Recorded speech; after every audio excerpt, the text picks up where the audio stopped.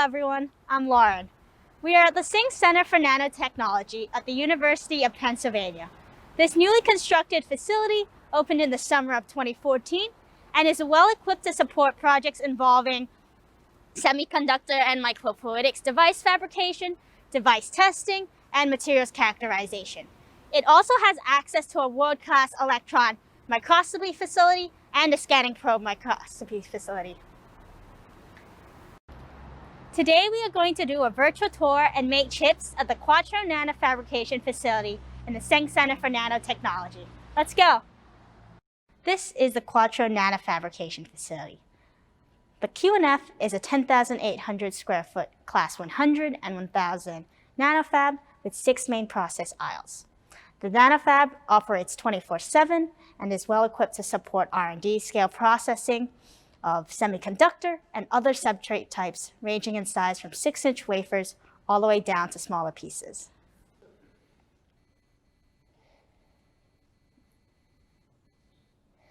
Hi everyone, I'm Dale. Before we start this demo, we want to think about 2 things. The first one is color. So right behind these orange windows is the Quattro Nanofabrication facility. Why do we think these windows are orange? The reason is that there are a lot of chemicals we use in the nanofabrication facility that are very sensitive to light, especially ultraviolet light. Orange windows are the best color to block out this ultraviolet light and protect our chemicals. The second thing we want to think about is scale. As I said, this is the Quattro Nanofabrication facility where we work on nanotechnology. Now, just how big is a nanometer? The height of 76ers basketball star Ben Simmons is 6 feet and 10 inches, which is 2.08 meters. So let's call that 2 meters. First, we're going to scale up. The height of Mount Everest is 9 kilometers, which is 9,000 meters. The diameter of the Earth is 12 megameters, which is equal to 12 million meters. And the distance from the Earth to the Sun is 150 gigameters, which is equal to 150 billion meters. So next, we're going to scale down. Ben Simmons is at 2.08 meters. A fly is 7 millimeters, which is 7/1000ths of a meter. A human hair's diameter is 70 micrometers, which is 70 millionths of a meter. And coronavirus is 100 nanometers in diameter, which is 100 billionths of a meter. So using nanotechnology, we can make and measure devices at the scale of a nanometer. This image shows a device made by Intel, which is on the scale of 7 nanometers, which is 7 billionths of a meter. This corresponds to a few tens of atoms thick. Hi everyone, I'm Abbas, and I'm going to start off by asking one very important question. Is nanotechnology just something cool for advanced research? No. Nanotechnology exists everywhere. For example, your cell phone, tablet, and your computer have processors that have been made using nanotechnology. Have you ever played the Wii? If so, your Wii has gyroscope sensors that have been made with nanotechnology. You can also find nanotechnology in solar cells. How about this? Nanotechnology can even be used for virus detection and pharmaceutical investigations when studying DNA, blood, and other biological systems. Today we will be starting with a bare silicon wafer, and we will be walking you through the entire nanofabrication process to end with our final sample. We will also be going through the 4 different processes of nanofabrication, including lithography, deposition, etching, and strip. We will then finally be characterizing our sample using optical microscopy and reflectometry, before then discussing light interference through thin films. Before we start the nanofabrication process, we need to get gowned up. Can you guess why? Do you know how big the size of dust is? The size of dust is on the order of 1 to 400 microns, comparable to the size of a gyroscope sensor, one of the important devices in cell phones. We are the biggest sources of dust. And so we need to protect our sample from ourselves. So we start with the basic gowning up. We have to put on the hairnet, the bootie, the gloves, and the face mask.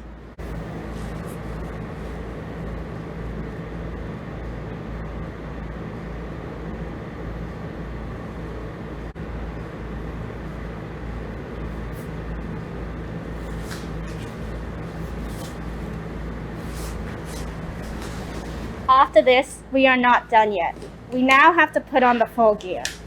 Since dust falls down, we start the gowning process from the top to the bottom, starting with the hood, the coveralls, and then the boot covers.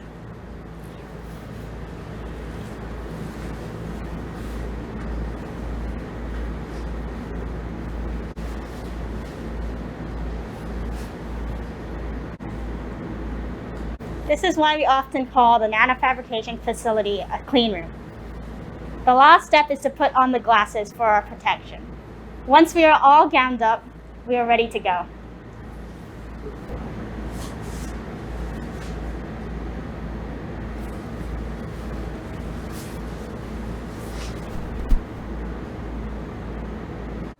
To make these chips, we will start our process with a bare silicon wafer. We will then deposit a silicon dioxide layer with plasma-enhanced chemical vapor deposition, also called PECVD, in Bay 1. We will then see how light can be used for material characterization. The second step is a lithography process, which makes a layer for selective etching in Bay 5. After spinning a photoresist on the silicon dioxide, some areas will be exposed to the UV light, which leads to a chemical reaction of the photoresistor. We will see how light can contribute to lithography as an initiator. We will then go to Bay 2 to etch the silicon dioxide and strip the photoresist. We will be able to see how light interacts with the thin film to produce different colors. Let's start the deposition. There are many different ways to deposit a silicon dioxide thin film. In this session, we will focus on chemical vapor deposition, so-called CVD. In CVD, most starting materials are volatile and are in a different chemical state. The film is formed from gaseous precursors as a result of a chemical reaction. To deposit silicon dioxide with CVD, we need to run a process at around 1000 Celsius or 1800 Fahrenheit for the chemical reaction to occur.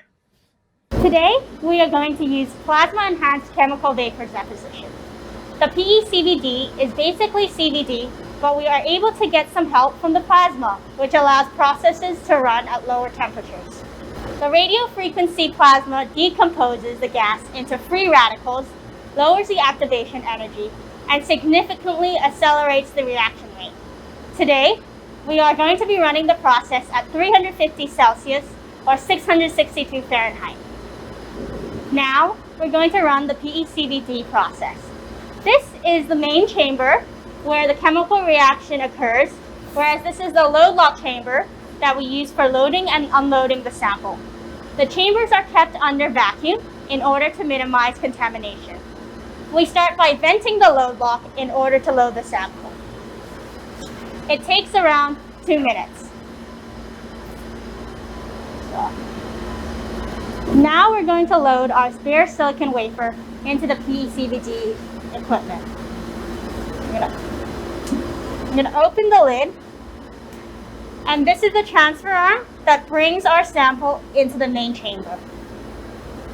I'm going to place our sample down and make sure that it's well aligned. We're going to close the lid. We're going to evacuate our chamber.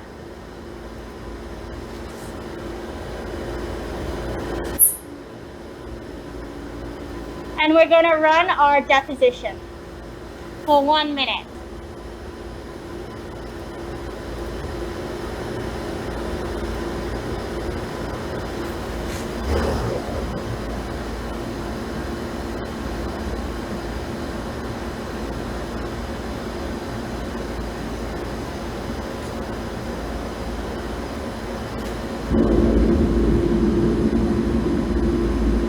Look at this window again.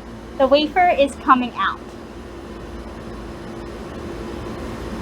Can you see the purplish color?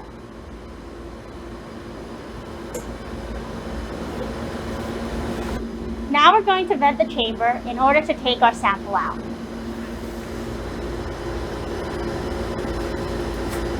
This is the plain bare silicon wafer, and this is the wafer that we deposited silicon dioxide on. By the way, how thick do we think this silicon dioxide thin film is? There are many quick characterization tools in the clean room in order to save time. Reflectometry is a simple method used to measure the thickness of our sample quickly, and we're going to use it today to measure the thickness of our silicon dioxide layer. So reflectometry works by measuring the intensity of the reflected light and comparing this to simulated values of the thickness. So we're going to load our sample in, and then we're going to press start.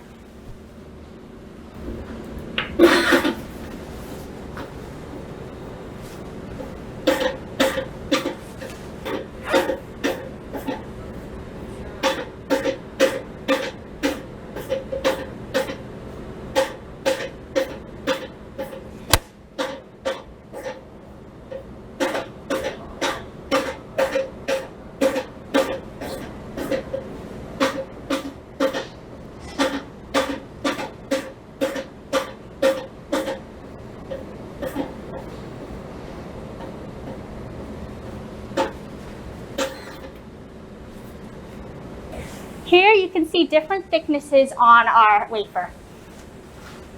The red part indicates a thicker silicon dioxide layer of 305.7 nanometers, and the blue area indicates a minimum of 299.9 nanometers.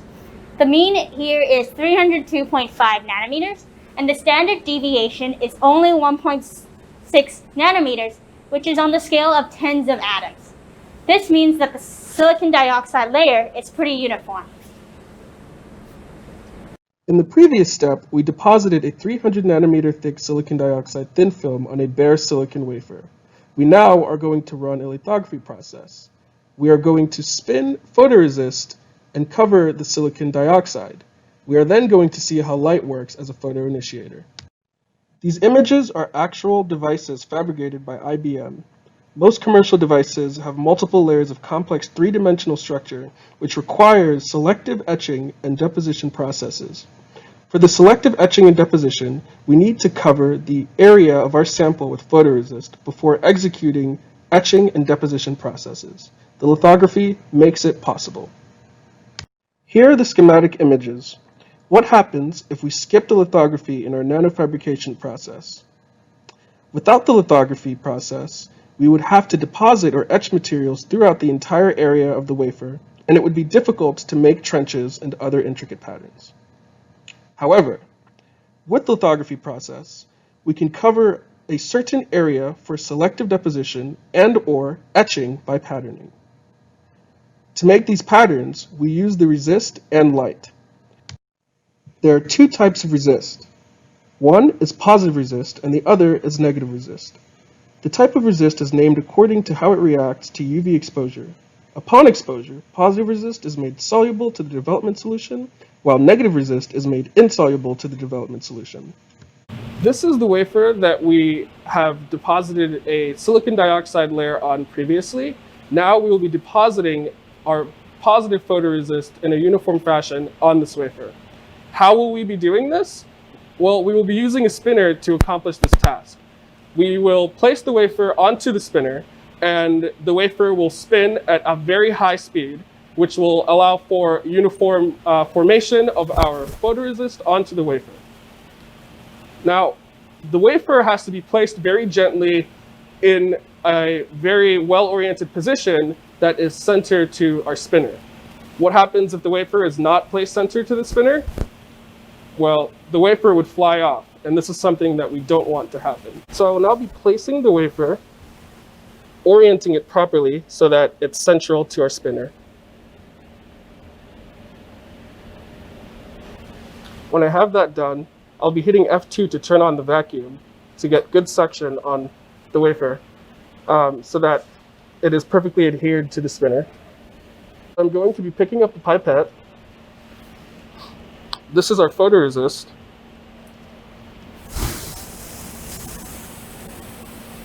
I squeeze the pipette to make sure that all the air inside is, essentially the vacuum suction is not on. And I now take in all the photoresist by releasing the pipette. I'm now placing the photoresist into the center.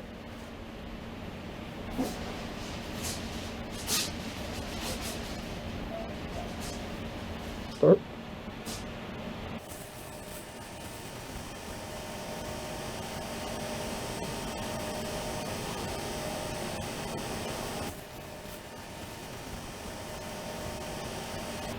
So now that we've spun the resist onto our wafer, we have a layer of resist that is wet, and for the rest of our process, we are going to need to dry this wet resist, and so we are going to be placing this wafer on 115 degrees Celsius hot plate to dry the resist.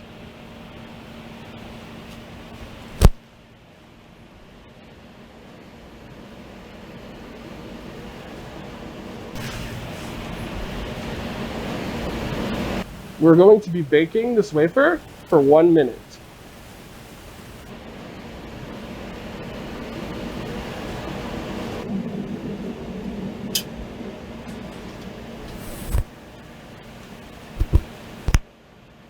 As we can see, our wafer is now dry. This is the mask we'll be using for the rest of our photolithography process. The mask consists of two sides. The first side is a glass side of the mask, and the second side is the chromium side of the mask. The mask consists of glass and opaque chromium coating. While the transparent glass allows UV light to transmit, the opaque chromium blocks UV light. Once the UV light meets the photoresist, UV initiates a photoreaction which will cause the positive resist to be soluble to the developer.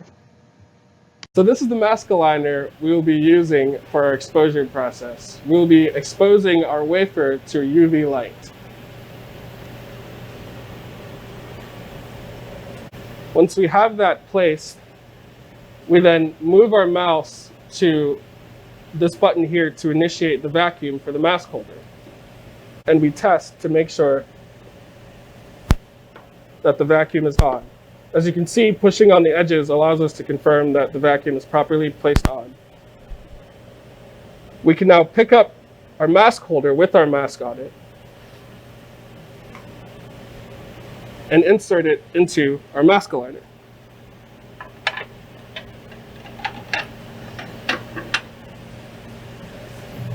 As we can see, under exposure, we need to make sure that our dosage is set to 70 millijoules per centimeter square. This dosage value is heavily dependent on the thickness of our photoresist that we've spun on our wafer. We will be placing our wafer onto the substrate holder.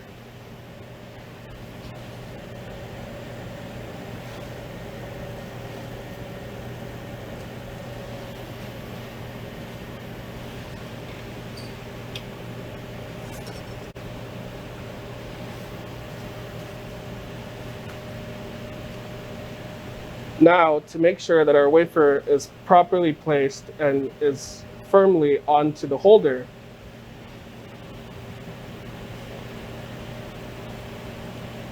we hit the next button to activate the vacuum.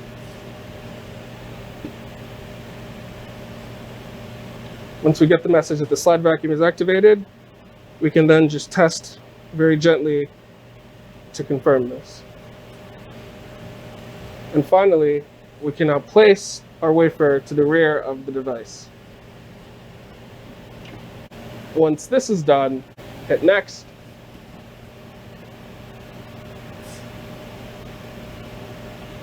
And the process begins.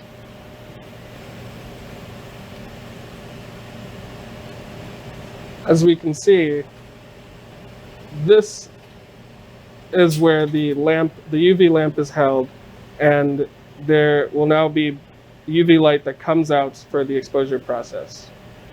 This is the wafer that we have now exposed. And so what we will be doing next will be to develop the pattern that we formed on the wafer.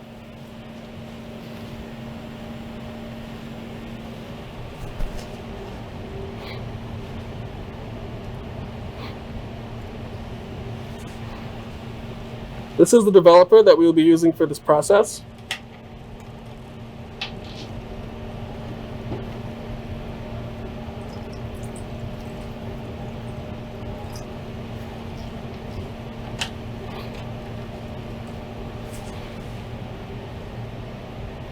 We'll be picking up the wafer and placing it into development solution. As we can see, there's some brown sediments that are leaving the wafer. This indicates that our development process has started, and we'll be developing until there's nothing else coming out of the wafer.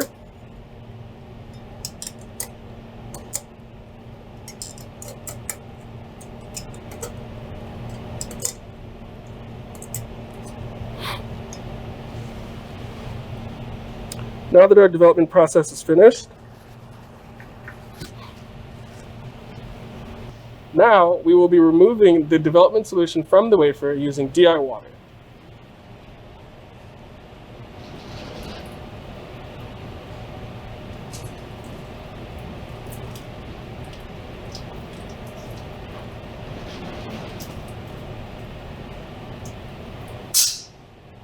We'll be placing the wafer on these paper towels, and we will be using nitrogen to clean the wafer.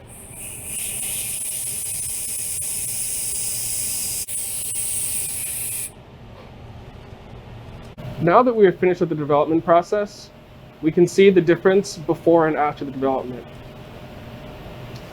Here is the wafer before we did any of the development procedures or the photolithography procedure at large.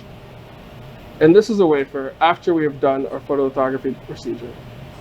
Now we will be looking at our results using optical microscopy.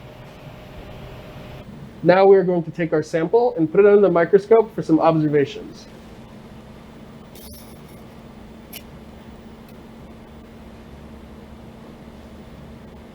So this is the image that's resolved by our optical microscope. We have several images on this chip, the first of which is the image of Benjamin Franklin. As we mentioned earlier, the width of a human hair is on the order of 70 micrometer. However, an individual feature on this Ben Franklin image is just 10 micrometer in width. We have both a positive image of the Ben Franklin image here on the chip, as well as a negative image of Ben Franklin on the chip. So this is an old map of Philadelphia. As we can see, to the right here is the location of downtown Philadelphia. Where we are at the University of Pennsylvania is located somewhere around here in this region.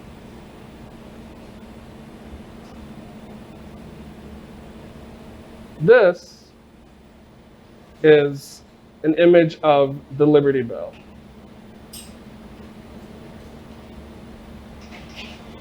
And as you can see, you can even see the crack on the Liberty Bell as a special feature that we all know. And finally, we have the Declaration of Independence, which even has several smaller features that are even smaller than the one we saw previously on Benjamin Franklin. The resolution is nice enough that one could even read the Declaration of Independence. We are now going to etch silicon dioxide with a reactive ion etch tool at a rate of 40 nanometers per minute. The parts of the silicon dioxide covered by photoresist will be protected and will not be etched, while the exposed silicon dioxide will be etched. Then the photoresist is removed using a strip process, leaving us with just the pattern etched into the silicon dioxide wafer. And we will also discuss light interference in thin films. The next step is etching the pattern into the silicon substrate. We will perform dry etching using plasma today, as opposed to wet etching, which involves submerging the sample in chemicals. A wet etch will be isotropic, meaning that it will etch everywhere and potentially lead to undercutting, as we can see on the left picture. Reactive ion etching, which we will do today, is a dry anisotropic that will only etch straight down. The RIE machine works by applying a radio frequency power to etch gas, creating positively charged fluorine ions and electrons. The radio frequency power will cause these ions and electrons to move up and down. Since the top side of the chamber is grounded, all electrons touching the top side will be removed, while electrons will accumulate on the substrate, which is on the bottom part of the chamber. This causes the substrate to become negatively charged. The positively charged fluorine ions will then be attracted to the substrate, and when they contact, they will react with it, etching away our substrate in a directional anisotropic manner. This is the reactive ion etch tool. Let's vent the chamber first.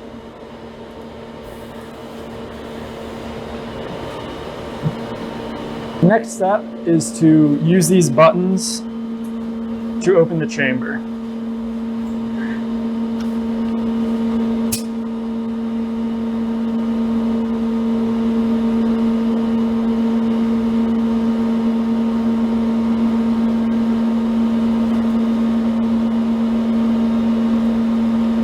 We will now place the sample.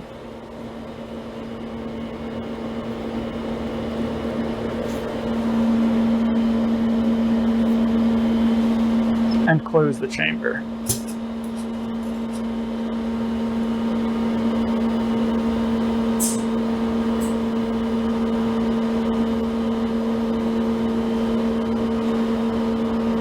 The next step is to etch the wafer for 2 minutes.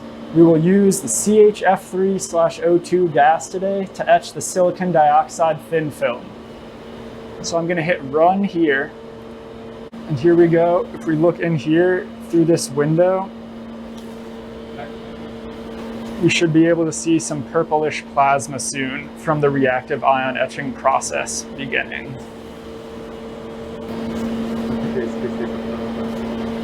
So as we can see with this light, this is the light from the plasma, the reactive ions, the fluorine ions that are going to be moving to etch our sample. So now we're done with our reactive ion etch, so we're going to vent the chamber.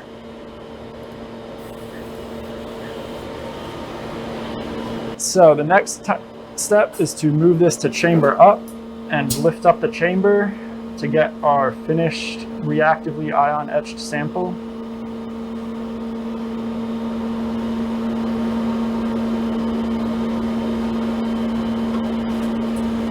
And then remove the sample.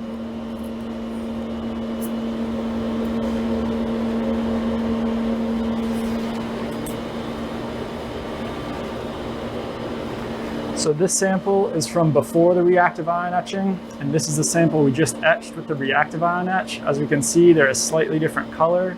That's because the reactive ion etch has etched the pattern into the silicon dioxide substrate. However, we still have some photoresist left over on the reactive ion etch sample, which we'll get rid of with our next step. We can strip the photoresist with either a dry process or a wet process. For a wet process, we would need to submerge our sample in photoresist stripper. In this session, we will use oxygen gas, a dry process, to strip off the photoresist. So we take the oxygen gas and apply energy to it until it becomes a plasma. The photoresist is composed primarily of carbon and hydrogen, and when this oxygen plasma reacts with it, it forms gaseous carbon dioxide and water vapor. These gases are then vented from the chamber, leaving behind just our patterned substrate cleansed of photoresist. This is the barrel asher. So we're now going to open the door to the barrel asher.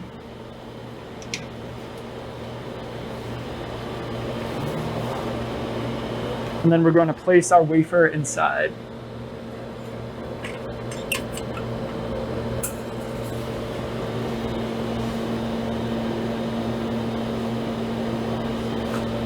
And now we'll close the door and start the oxygen plasma process. So now our process is done and we can take out our wafer.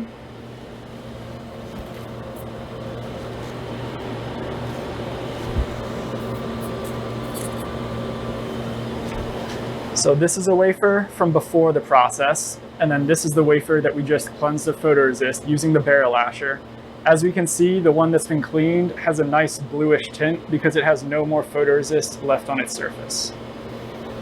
We now have samples from each step of our process. This is the initial bare silicon wafer. This is the wafer after PECVD, in which we deposited 300 nanometers of oxide to make a 300 nanometer thick layer of silicon dioxide.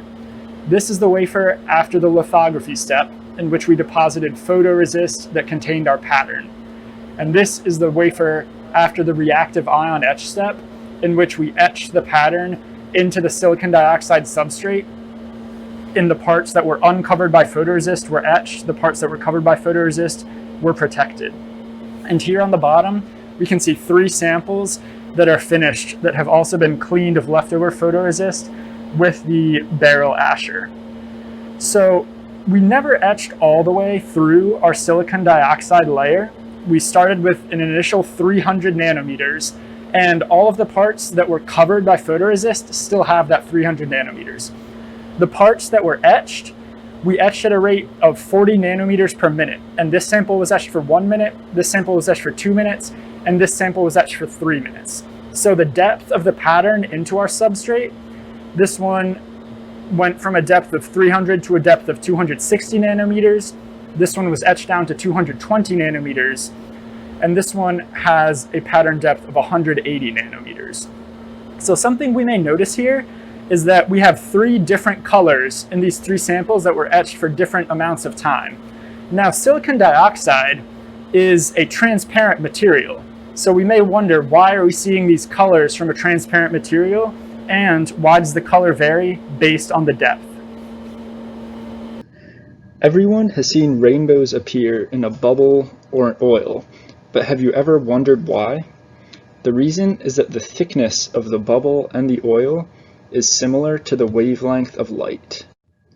White light is made up of many different colors of light, each with their own corresponding wavelength. Red light has the longest wavelength and violet light the shortest. So, when the film thickness is the same as the wavelength of blue light, for example, the light reflecting from the top and bottom of the film will constructively interfere, joining together and emitting a strong blue color that we can see. If the film is a little thicker, however, the blue light will destructively interfere and cancel itself out, and a different color such as red, which has a longer wavelength, may match the film thickness and constructively interfere, leading to an emission of visible red light. This explains how the transparent silicon dioxide on our wafers can show us different colors depending on its thickness.